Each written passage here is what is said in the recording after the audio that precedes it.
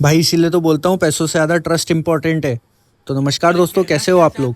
आज एक कस्टमर हमारे पास लैपटॉप लेकर आया और उन्होंने हमको बोला कि भैया ये मेरे लैपटॉप में बहुत प्रॉब्लम आ रही है। मैंने बोला क्या प्रॉब्लम आ रही।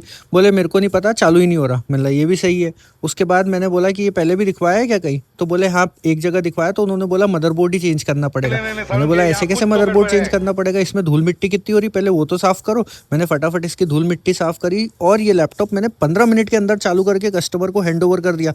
कस्टमर बोलता है भैया यार क्या कमाल के इंसान हो यार। मतलब सर पैसे भी फिर कमाल के दे दो अब। तो बोले नहीं 500 रुपये ले लो और घर जाओ।